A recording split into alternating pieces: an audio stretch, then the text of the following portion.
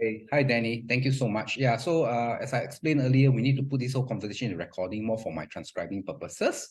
And there's absolutely no right or wrong answers, and all answers we provide will be kept strictly confidential. Okay? Okay. Tell me a bit, how do you feel about lifestyle right now? My lifestyle, not Hmm. very active lah. Keep on working and working. And how does that make you feel? Um, a bit stressed. Mhm. Yeah, I probably want to get to somewhere that with a more comfortable work-life balance lah. Basically, I have time for myself, for family, as well as I have enough funds for myself to be Enough, able to enjoy enough funds, fun. F-U-N or F-U-N-D? Funds, FUND. Oh, enough funds, enough money. Yeah, okay. Oh, so, okay. Okay. Now, what are you most grateful for currently? I think it's just my own decision to make on travels, and also when to because now I work hybrid style, Hmm. so I come and go, in the office, or I can work from home lah. So it all depends. Okay, so you like So the the flexibility lah, the flexibility lah, flexibility. where to work and how you work lah, in that sense Yep. lah. Okay, all right. And what are you most fearful of? No money. No And money, health. no money, and health issue lah. Okay, Yep. okay. So basically, then, why do you feel that no money? No money in what sense? As in, currently you have no savings, or no money as in, yeah. So what? Yeah, a lot of outflow. Savings is limited because still got two young children to Mm, get through. Wife is not working. mm, Cost of inflation, everything is rising, so money becomes smaller. mm, So whatever comes in, majority also goes out because of household expense. Okay, all right. Now, what is your definition of a successful life? You have time for yourself, Mm, and you still got passive income coming in. okay. And when you say passive income coming in, what do you mean by that? What do you hope for, and how are you going to achieve that? It can actually sustain my monthly expense, and then of course I will have surplus money spending, so that I can feel free to go for holidays or buy the things that I want without having to think twice about, or do I have enough for that month or not. Mm, So yeah. okay. And any things that you're doing now to ensure that you have a passive income coming in? Yeah, actually I have some insurance plans, some portfolios in shares, and I mean sometimes I also go into the government T-bills and stuff like that, just to try to Government? get the Sorry, T-bills, the T-bills, the T-bills. Oh, treasury bills. okay, Yeah, the treasury bills, treasury bills. government Yep, bonds. Okay. yep. So basically, how do you feel when you think about your future in retirement? Whether I have enough actually to sustain throughout my entire life, because now life expectancy seems to be extending, beyond 75 years old. So I think the greatest fear is really on sustainability in terms of hospitalization and medical, because things are getting more expensive. So that's one thing that I am not comfortable with, Mm, not having enough. Yep. okay, okay. Now I'm going to share with you my screen right now. So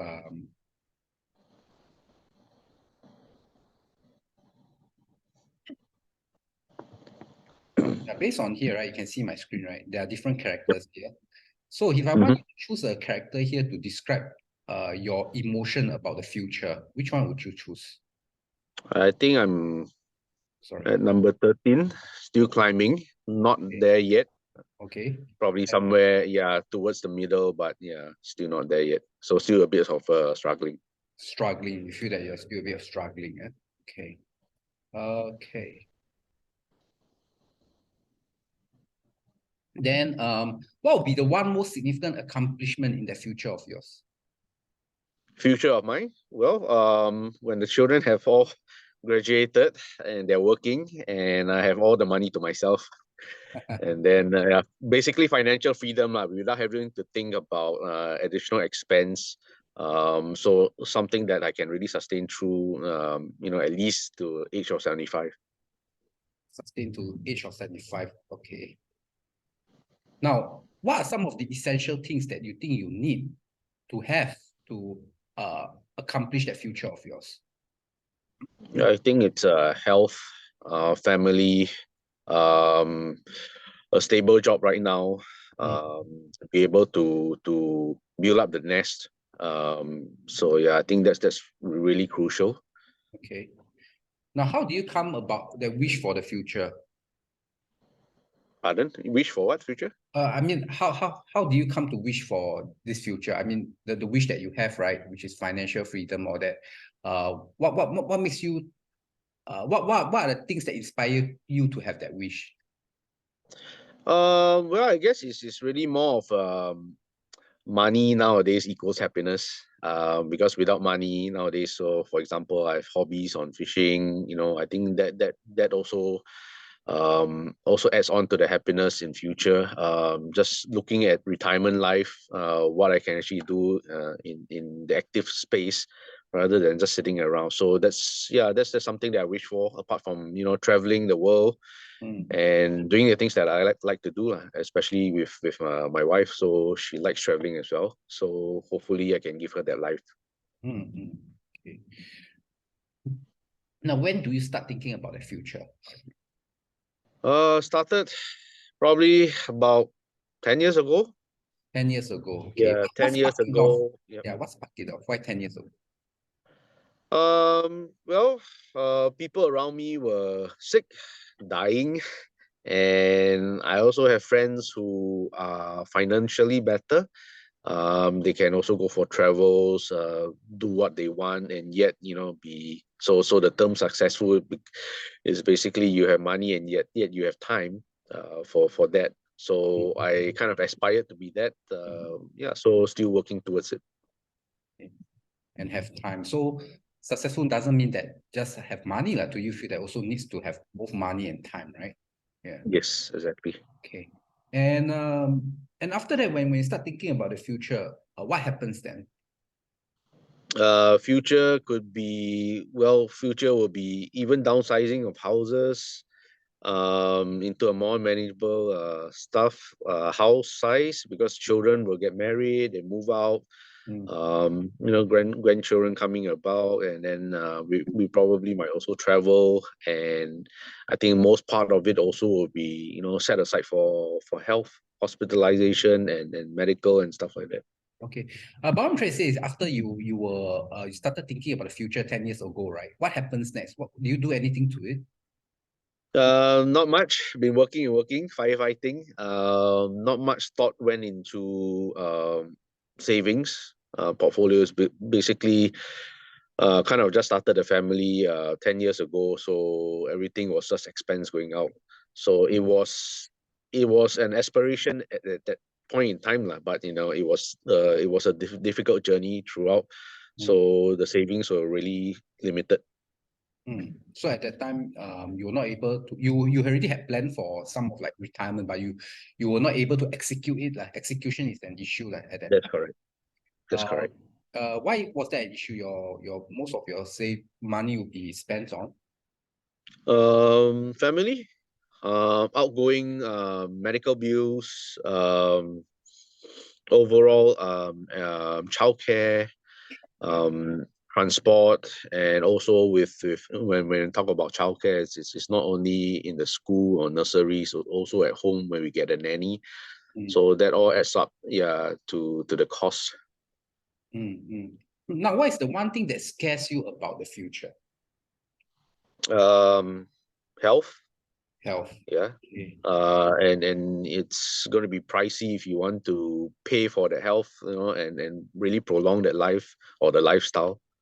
Okay, that's interesting. So what do you mean by that? In order to sustain, right? I mean, if you can die at 60, or you can prolong your life with $1 million more and you live to 65. So whether or not, so the pros and cons of whether if you get cancer today and if there's some treatment that you can't afford, you probably die at 60. But if you can afford it, then probably may prolong to X number of years beyond that. Okay, so it's more of a proactive approach when you talk about health. It's like when something happened, then if let's say one is entitled to better treatment, they are able to live longer. Yeah. What about this preemptive approach? Do you have any views on that towards health? Yeah, I think I've taken up insurance and also probably a little bit more of an active lifestyle nowadays in terms of walking because yeah, previously didn't really think much into that. And wasn't really that active. Yeah. Okay. So there was a change in the need for a lifestyle. That's right. When did that onset come? Was it 10 years ago or it was recently? Just recently, actually, probably next the past during the COVID period, where I had more time to do a little bit more thinking on my priorities in life, and I think also setting some time for more personal improvements, basically. So interesting. What improvements are you talking about? Health-wise, health, eating habits, sleeping habits. Yeah, so it's more of the I guess the personal enrichment. Okay, and all this you Because last time was always thinking about somebody else, thinking about the family. So if I'm not strong enough, how am I going to support the family? So last time your priority is more towards the family. That's correct. Okay. Then basically when you say improvements to health, eating habits, all that, where do you gather the information from, or who or what do you rely on getting? Online, from insurance agents, from colleagues, from friends as references, people who have fallen sick, and yeah. So basically things like that around you that's been going on, you start thinking, whether you should live a healthier lifestyle. Okay, Or interesting. change your habits. Yeah. From insurance agent, how did the insurance agent play a role in helping you? So when we talk about CI planning, critical illness or cancer, we also have they talk about vitality programs and basically certain incentives that comes in with their program and what other individuals have done. So it's just general talk about all these and starts the ball rolling on, hey, have you heard about diabetes treatment? Have you heard about cancer treatment and stuff like that? So obviously things pertaining to what you think it's important, you tend to find out a little bit more. And that's where I've been doing a bit of read up on the internet as well. So this read up was you did it on your own, or was the insurance agent providing to you? It sparked off as an insurance agent's topic, and then I did further reading on the net. And any other topics you wish you could have found out from insurance agent besides cancer or critical insurance planning? Not at the moment, because it all started with really more on the investment planning, life insurance, term insurance, and then it kind of moved on to more of the I guess the lifestyle itself lah. Do you find such talks useful? Yes, but I would generally not go for the lengthy talks. It's just more of a face-to-face with the insurance agent, summarizing what they've got, what kind of products they've got, and what kind of benefits it will do for me as an individual. Okay. Rather than a seminar. Okay. Now, Yeah. do you feel that you are in control of your future plans? Right smack at the moment, not in full control, because I still got to think of my children as well as my wife. So there's a lot of uncertainties as well. In terms of cost of living, what's going to happen next in terms of health, in terms of studies. So a lot of uncertainties there. So I will still have to, put in a rainy days kind of wallet there, just in case. Anything else that can help you to manage this aspect better? Anything you wish for? Well, whatever I've done, I think as an individual, I've looked it up. But I think it's really more to the discipline itself, because I myself am not really disciplined in spending, and sometimes savings as well. So you tend to see that you might have some sitting somewhere, and then you tend to take it out and then spend it. So the Okay. discipline portion of it lah. But yeah, as I get older, I think I'm a little bit more tighter on my expense as well. Okay. Then how much do you think you will need for retirement? Well, it depends on your lifestyle. I mean, if anybody can easily be comfortable with, $2,000, $3,000 a month as an individual, but with family in place, I've also calculated, if between 8,000 to 10,000 a month, for the next, 30, 40 years after retirement, Mm. I think that would generally be a comfortable sum. That's barring provided that all your house and liabilities has been paid up. So at what age do you intend to retire? I wish to retire 10 years ago, but I can't. Okay. So probably 65. 65 will be a good age Okay. to retire. Yeah. Why do you set at this number 65? Yeah, I was doing the sums, and by the time the children are very close to university and just about to start work, so that was the summation that I did for the retirement age. And how much would you have prepared for yourself in terms of savings or in terms of how much do you have a number that you are looking at? Beyond 65 or right now? Beyond 65 for retirement, when retirement. Yeah, beyond 65, assuming that let's say it's 8,000 a month, times at least 20 years down the road. So I'm just looking at life expectancy of up to 80, 85 years old. So yeah, I haven't fully done the math, but yeah, it's getting more expensive. So I roughly let's calculate say that works out you about maybe 1 million. That's yeah. 100,000 a year, about 2 million. Mhm. Okay. Yep, about 2 million. So are you confident of able to accumulate 2 million for retirement by then? Not at the moment. Not at the moment. Yeah, because of the like I said, the late startup that I had, and also I guess the income level that I'm bringing in versus what's going out. Yeah, I don't think it's feasible. But like I said, I think we probably need to cut our quote accordingly. So if 8,000 doesn't work, we probably have to drop it to 5,000 or 3,000. So it all depends on what happens in future as well. Okay. But at least there is a minimum sum that I'm thinking of.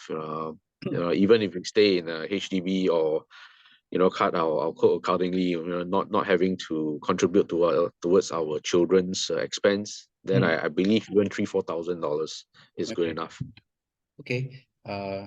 So basically then, besides reducing your this quantum for retirement from 2 million to 1 million, I calculated about 3-4K is about 800K to 1 million. Are there any other things that you are doing to ensure that you are able to reach the retirement sum of yours? Not anything major at the moment. Obviously, the ratio of expense, that means income coming in versus savings, I think I've already started to increase that. And obviously looking into more ways of dividends in shares so as to build up the portfolio. So when you buy shares, you're looking for those dividend payout one, is it? Yeah, that's correct. It's more of a long term, put it there, look at dividends. Okay. Now, what will happen if something happens to you halfway? Have you considered that? This is something. Yeah. So I've taken up term insurance, all the I guess the various insurance that probably sufficient enough to cover at least $1 million worth, in case something happens to me. Okay. What about, let's say, have you considered what are the scenarios that you need to withdraw your investment before it matures? Health issues. Health issues. Okay. Yeah, I think majority of that would be that. Yeah. Okay, and if that happens, what will happen then? Obviously, the first thing is to bank on the insurance and medical hospitalization insurance that I have. But if I need to fork out additional, then it will definitely come from my pool of savings. So Mm, I probably will be forced to sell all my shares. okay. Now, how confident are you in making that future of yours a reality? That means retiring at age 65 with either with 8,000, a more comfortable lifestyle, or with a more reduced budget of 3 to 4K. I mean, how confident are you in making that future reality? For the 8K, I'm not confident right now. Mm, But for the 3 to 4K, I'm pretty confident. okay. And so why do you think so? Because of expense going up, there's really unforeseen stuff like that. So it depends on your comfort of life, quality of life. If we decide to upgrade to another house, or continue with purchasing cars, or I might have to get my children through university if they can't do well locally. So these are all the unknowns, but Mm, I do actually have some money parked aside for the education as well. Okay. Now, if you could, what is the most important thing you would change to make your current situation better, or to make your investment portfolio or make your retirement game plan better? I think it's really to have a more educated advisor or financial person who's able to take a look at your entire portfolio. Mm, Because I'm not an expert or guru at all this as well. So it's only sometimes what other people are doing, you follow suit, or you hearsay and then you follow suit. But I don't have the time on a day-to-day basis to go monitor everything. mm. So somebody comes in as a financial advisor coming in, I think that would be great. So have you embarked on this journey yet?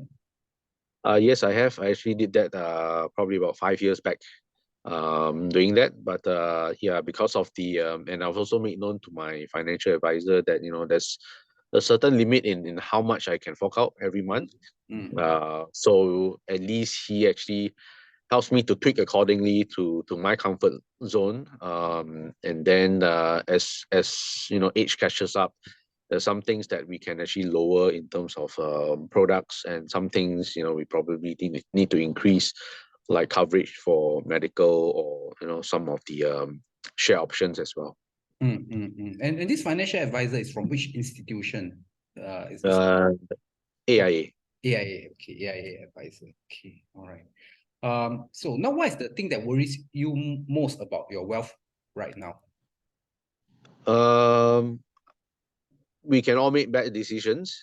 We can have a war going on that kind of depletes everything. So it's not 100% guaranteed that you will definitely make your shares could even go down to zero. So that's my fear. Mm, But if you don't take risks, right now, I mean, I'm not a person who take high risk. mm, Probably did an assessment. It's really on the middle side of the risk assessment. So yeah, it's just crossing your fingers every day that nothing major breaks out in the world. mm. Okay. So how ready are you financially, you feel now? On a scale 1 to Um, 10, how you rate it? One not ready at all, then very ready. I would say that probably in the middle, probably about 6, 7. Okay. Yeah. Why do you rate it this way? Um, I started late, Mm, so started building up my portfolio late. Decisions were made late. So and then as we start chasing up, in terms of building entire portfolio, inflation picks up, money gets smaller. mm, So I would have wanted it to be earlier, but I think with starting to chase all this economic crisis, yeah. So I'm probably not there yet, and if things don't change, as in the total income coming in for you on a monthly basis, if it doesn't change that way, status quo, yeah, I highly doubt, based on what I'm getting today, it will actually be on a scale of 8, 9, 10. mm. So that's why I kind of rate it on 6 or 7. Yeah, I'm slightly better than 50% of you know the scale, but yeah, I still have some work to do. Okay. And what's the some work to do you feel that you need to do? Um, yeah, I guess it's really to relook into the cost of living. There's certain things that we can or we can save on, like obviously spending less on travels or spending less on your, I guess, the nicer things in life. You don't really need an expensive car or a bigger house. So things like that. So don't make unnecessary big commitments. I think that will help out in the long run. Okay, commitments on big purchases lah. Yep. What is your short-term goal for wealth accumulation? Short-term goal for wealth accumulation, I would say that at least every year I get to save at least a month or 2 months worth of salary in terms of cash, putting out to the kids' account, and also in terms of investments, right? At least between a 5 to 8% returns. So that's where I calculated with my financial advisor as well. So to be able to sustain that 1 million, 1.5 million after retirement. And what about long-term goal for wealth accumulation? Long-term goal would be like I said, so if I'm going to have the next step forward on 8,000 and beyond, and being able to live between 75 to 85 years old, I will have the additional 1 million to be able to sustain me for the next 10 years. The additional 10 years, yeah. Then basically, what is the best way to grow wealth for you? Right now, I think it's really on investments, be it shares or be it bonds, anything that's beyond what the banks can offer in terms of interest rate. That's one. Number two is obviously if you do have enough cash, I tend to see property as one of them as well. Yeah, so basically blue chips and investment in houses. Then what gets in the way of growing wealth? Health. Health. Okay. Expense, yeah. Anything that's unintended or unexpected. So health, you can fall sick any point in time. You do not know when the trigger may happen. For example, heart attack or cancer. So that may also affect the overall planning. So do you have savings, investment, or retirement related insurance plan? Savings, yes. Retirement, yes. Actually, all that you mentioned, yes. Okay. And what made you consider an insurance linked product? Anything with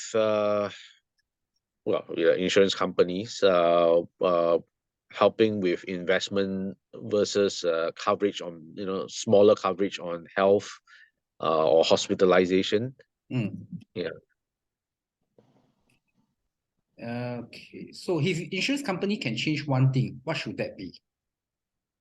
I think it's really more of the customized package for the individual, because a lot of insurance companies tend to say that, hey, we have this product, we tend to have this one, everybody's following it, but it probably may not suit your needs because sometimes you are given very limited choices. If we can have an entire portfolio segmented into the various needs and wants.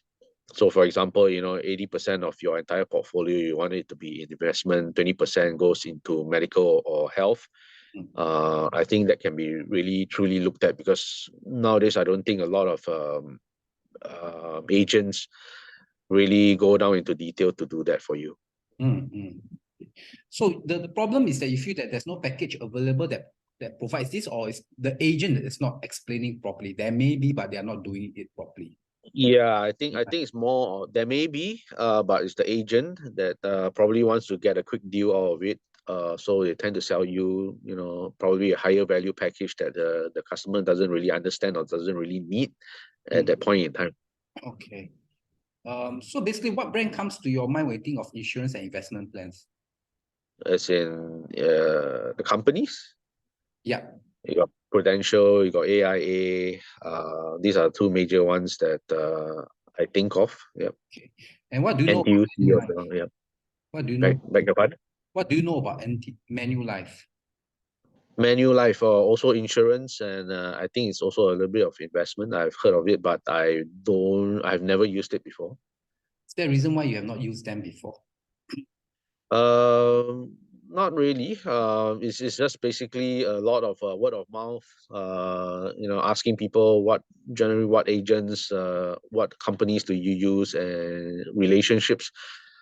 People knowing people and say, hey, I've used AIA, I've used Prudential, seems to be quite good, and obviously there seems to be a little bit more of a promotional activities going on between these two companies rather than Manulife. So it's really awareness on what's being advertised and the road shows as well. So I generally see more of AIA and Prudential. So basically then, how would you describe Manulife to a friend? I can't because I've never used it. I know that they are an insurance company, but I've never compared or looked into their offerings or their products. So basically then, would you consider Manulife? Yeah, if somebody comes to me and does a comparison and shows me what products there are, I would consider. I'm not a person that basically goes to one company. As long as it meets my needs, I'll be open for consideration as well. Okay. Yeah, I've come to the end of the interview. Is there anything else you wish to add before we end this? No, yeah, thanks. Yeah. All right. Thank you so much. Thank you. All right. Thank you. Bye. Yeah. You too. Bye.